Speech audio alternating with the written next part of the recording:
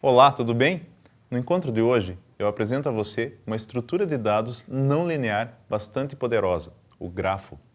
Assim como a árvore, o grafo também é uma estrutura composta por nós, na qual cada nó aponta para outro nó. A diferença é que os nós de um grafo não ficam dispostos em uma estrutura hierárquica. Os nós são dispostos em uma malha em que cada nó pode apontar para 0, 1 ou mais nós do grafo, bem como receber apontamento de qualquer outro nó, ou nenhum apontamento. Dessa forma, esse tipo de estrutura permite a implementação dos complexos sistemas em mapas e rotas, tão utilizados atualmente em sistemas de orientação por satélite, os GPS. Antes de partir para a implementação, eu preciso que você conheça alguns fundamentos da teoria dos grafos, a começar pela definição. Um grafo GVA é definido pelo par de conjuntos V e A, onde V é um conjunto não vazio, que representa os vértices do grafo, e A é um conjunto de pares ordenados, isto é, as arestas do grafo. Para o grafo que você está vendo, o conjunto de vértices é composto por Maria, Pedro, Joana e Luiz, enquanto o conjunto de arestas contém os pares Maria Pedro, Joana Maria, Pedro Luiz e Joana Pedro. Os vértices do grafo também podem ser chamados de nós ou nodos, e a conexão entre eles, estabelecida através das arestas, é chamada de adjacência. Nesse caso, Pedro é adjacente a Luiz, porém Maria não é adjacente a Luiz, uma vez que não existe aresta conectando Maria a Luiz. A ordem de um grafo é dada pela cardinalidade do conjunto de vértices. É o total de vértices que o grafo tem. Portanto, o grafo que você acabou de ver é um grafo de ordem 4. Um grafo pode ser orientado, no qual a relação entre os vértices é não simétrica, ou seja, as arestas possuem orientação. Esse tipo de grafo é conhecido como dígrafo. Vejamos. Observe que no grafo A, não orientado, enquanto Maria é amiga de Pedro, Pedro é amigo de Maria, uma relação simétrica. Já no grafo B, orientado, se Renata é mãe de João, João não é pai de Renata, portanto, uma relação assimétrica. Uma aresta que possui orientação é chamada de arco. Um vértice possui grau. O grau de um vértice é dado pelo número de arestas que lhes são incidentes.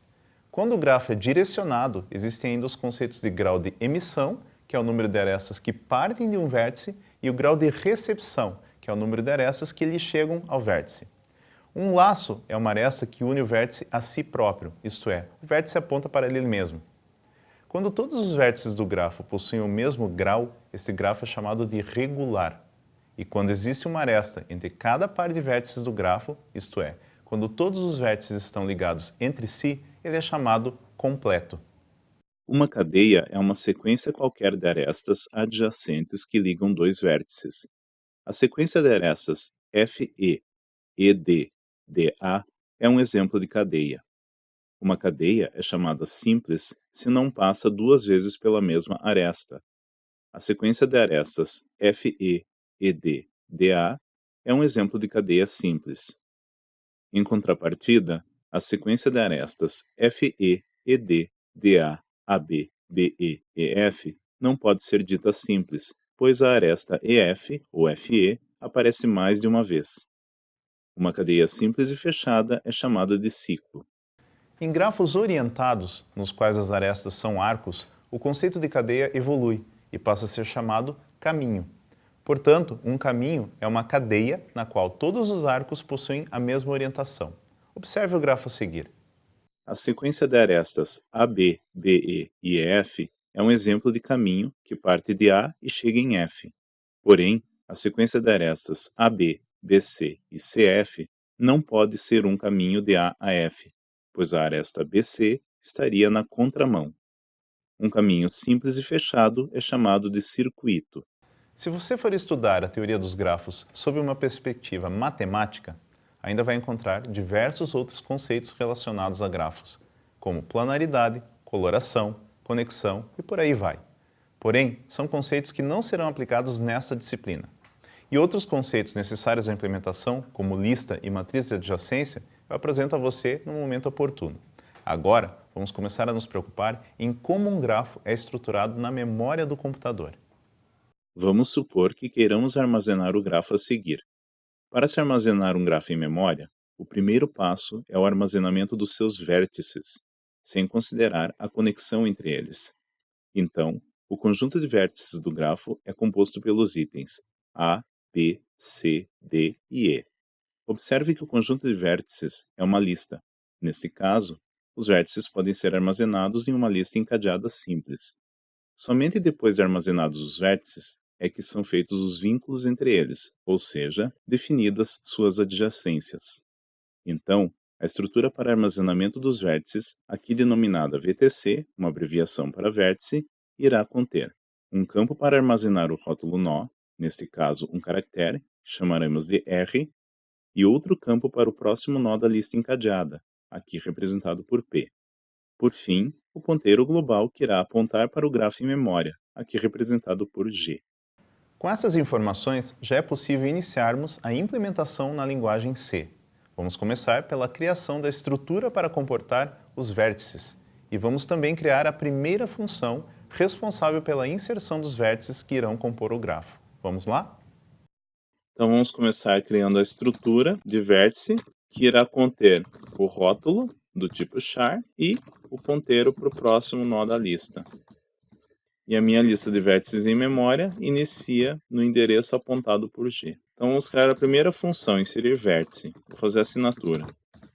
A função ela vai solicitar um rótulo para ser inserido, então vou criar uma variável local aqui para o rótulo. Já sabemos que para saber se a inserção foi bem sucedida, nós vamos precisar de um ponteiro que retorna ou um endereço válido, onde foi alocado o nó, ou nulo quando não foi alocado. Então, mando mensagem para o usuário, faço a leitura do rótulo e vamos criar a função que vai alocar o nó da lista encadeada e vincular a lista de vértices. Sabemos que precisamos de um ponteiro novo e de um auxiliar. Alocamos um novo nó.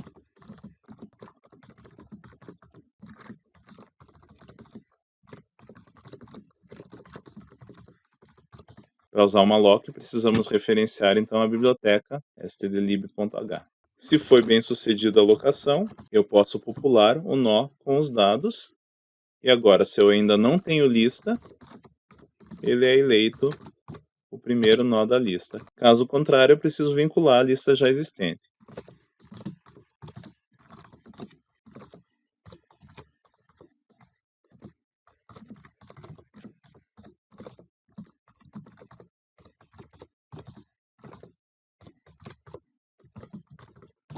E retorno o auxiliar, que é ou o endereço válido onde o nó foi alocado, ou nulo se ele não conseguiu alocar. Então, voltando aqui para nosso inserir vértice, se auxiliar for diferente de nulo, significa que ele conseguiu alocar. Caso contrário, erro na inserção.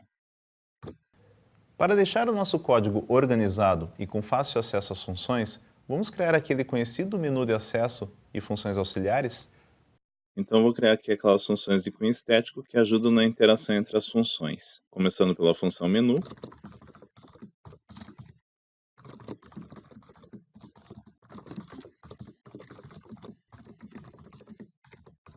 Já vou criar aqui a função título também.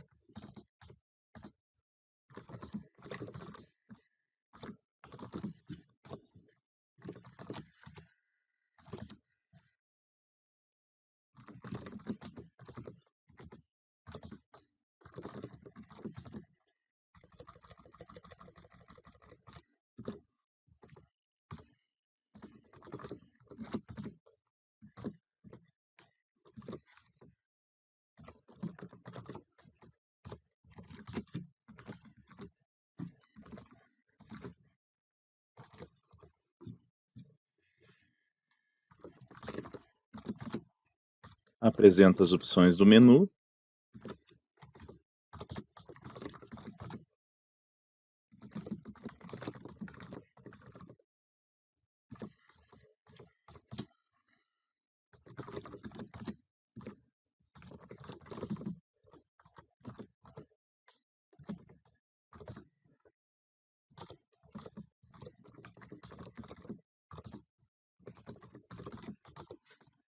de acordo com as opções selecionadas, fazemos então a chamada das funções.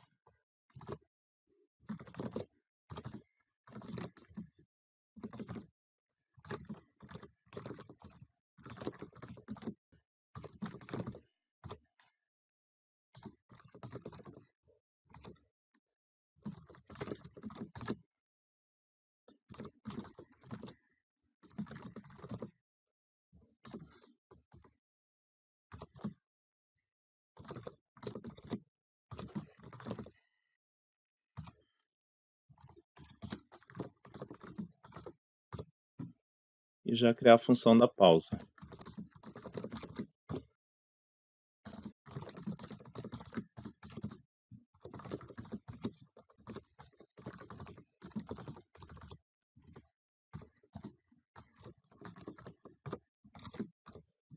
E a função main vai integrar as funções.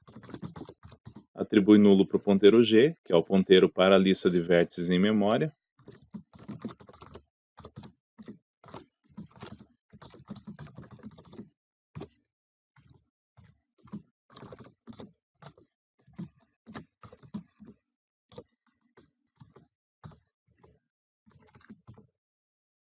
Já que estamos inserindo os vértices em nossa lista de vértices do grafo, vamos aproveitar e criar também uma função para listar esses vértices, pois dessa maneira podemos acompanhar melhor o processo de inserção e ver os vértices que já foram inseridos. Também vamos aproveitar para fazer um rápido teste de mesa. Vamos lá?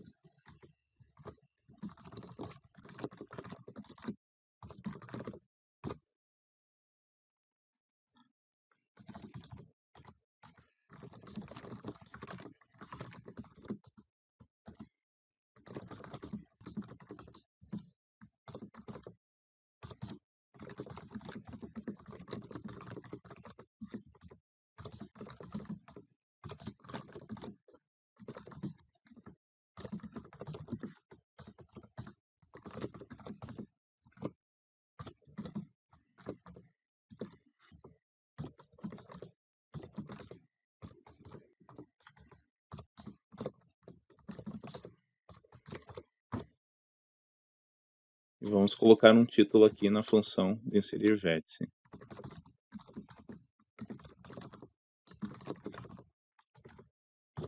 E uma pausa ao final. Também colocar pausa aqui na listagem. Fazer a chamada da função inserir vértice nó, aqui na inserir vértice.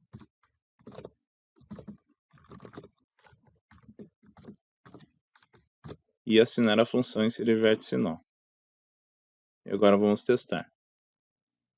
Inserir vértice A, ele grudou aqui a mensagem, mas a gente já arruma. Inserir vértice B. Inserir vértice C. E agora eu vou listar os vértices, 2. Tá aí, ABC inserido.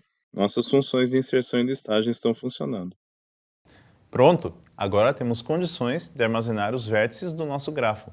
Mas você sabe que isso não é o suficiente. Ainda é preciso estabelecer a comunicação entre eles, isto é, cadastrar as adjacências. E faremos isso no nosso próximo encontro. Um grande abraço e até lá!